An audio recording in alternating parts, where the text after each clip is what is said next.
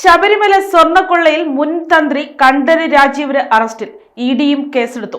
ശബരിമല സ്വർണ്ണക്കൊള്ള കേസിൽ മുൻ തന്ത്രി കണ്ഠര് രാജീവരെ SIT സംഘം അറസ്റ്റ് ചെയ്തു. വെള്ളിയാഴ്ച ചോദ്യം ചെയ്യാനായി SIT ഓഫീസിൽ വിളിച്ചു വരുത്തിയതിനെ തുടർന്ന് അറസ്റ്റ് രേഖപ്പെടുത്തി. സ്വർണ്ണക്കൊള്ളയിലെ ഒന്നാം പ്രതിയായ ഉണ്ണികൃഷ്ണൻ പോറ്റിയെ ശബരിമലയിൽ എത്തിച്ചത് അന്നത്തെ തന്ത്രി രാജീവരാണെന്ന് മുൻ ദേവസ്വം പ്രസിഡന്റ് A. പത്മകുമാർ അടക്കമുള്ളവർ നേരത്തെ മൊഴി നൽകിയിരുന്നു. സ്വർണ്ണപ്പാളികളിൽ സ്വർണം കുറഞ്ഞ് ചെമ്പ് തെളിഞ്ഞതിനാൽ സ്വർണം പൂശാൻ കൊണ്ടുപോകാൻ അനുവദിക്കാവുന്നതാണെന്ന് കുറിപ്പ് നൽകിയതും രാജീവരായിരുന്നു.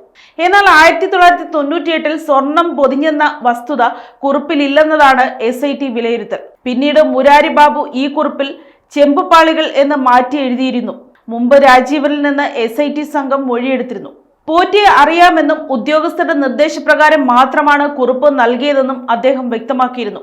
ഇതുവരെ അറസ്റ്റിലായവർ ഉണ്ണികൃഷ്ണൻ പോറ്റി, മുൻ ദേവസ്വം പ്രസിഡന്റ് A. പത്മകുമാർ, മുൻ Devaswom commissioner N. Vasu, Devaswom board മുൻ അഡ്മിനിസ്ട്രേറ്റീവ് ഓഫീസർ മുരാരി ബാബു, മുൻ executive officer D. Sudheesh Kumar, smart creations CEO Pankaj Bhandari, ബെല്ലാരിയിലെ ജുവലറി ഉടമ ഗോവർദ്ധൻ, മുൻ അഡ്മിനിസ്ട്രേറ്റീവ് ഓഫീസർ ശ്രീകുമാർ, മുൻ ദേവസ്വം ബോർഡ് അംഗം N. വിജയകുമാർ ഇവരോടൊപ്പം ഇപ്പോൾ മുൻ തന്ത്രി രാജീവരെയും അറസ്റ്റ് ചെയ്തതോടെ കേസിലെ പ്രതിപ്പട്ടിക കൂടുതൽ വ്യാപകമായി.